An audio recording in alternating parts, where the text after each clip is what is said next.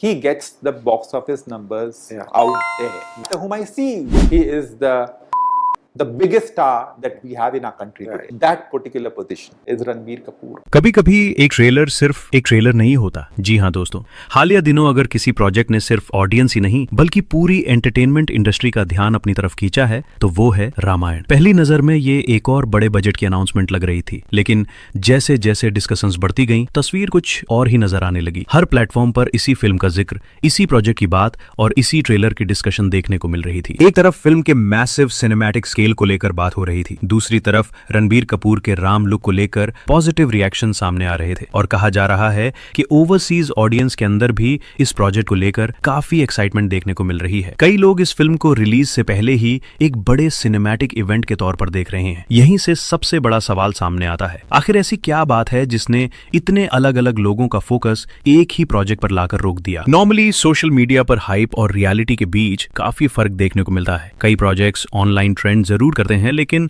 कुछ ही दिनों बाद उनकी डिस्कशन धीरे धीरे कम होने लगती है। इसीलिए सिर्फ फैन एक्साइटमेंट को देकर किसी भी फिल्म के बारे में फाइनल कंक्लूजन निकालना जल्दी होता है। आपकी जानकारी के लिए बता दें कि डिस्कशन सिर्फ ऑडियंस तक लिमिटेड नजर नहीं आ रही, बुक माई शो इंटरेस्ट का भी जिक्र हो रहा है। ओवरसीज बज़ भी लगातार सामने आ रहा है और एंटरटेनमेंट मीडिया भी इस प्रोजेक्ट को क्लोजली फॉलो करती नजर आ रही है। ये तमाम चीजें मिलकर इस बात की तरफ इशारा कर रही हैं कि मोमेंटम सिर्फ सोशल मीडिया तक सिमट कर नहीं रह गया। और वहीं ट्रेड एनालिस्ट तरण आदर्श का पर्सपेक्टिव भी इस पूरी डिस्कशन को एक अलग डायरेक्शन देता नजर आता है। उनका फोकस हमेशा फैन इमोशंस के बजाय ऑडियंस रिस्पॉन्स और इंडस्ट्री मूवमेंट पर रहता है। जब उनके ऑब्जर्वेशंस को चल रही डिस्कशंस के साथ देखा जाता है तो ये कन्वर्सेशन और भी इंटरेस्टिंग बन जाती है। लेकिन इस पूरी कहानी का दूसरा पहलू भी उतना ही अहम है। रिलीज से पहले मिलने वाले पॉजिटिव सिग्नल्स किसी भी फिल्म का फाइनल रिजल्ट डिसाइड नहीं करते। ट्रेलर एक्साइटमेंट क्रिएट करता है, डिस्कशंस एक्सपेक्टेशंस को और मजबूत बनाती हैं और इंडस्ट्री कॉन्फिडेंस अपनी जगह अहमियत रखता है। लेकिन असल फैसला हमेशा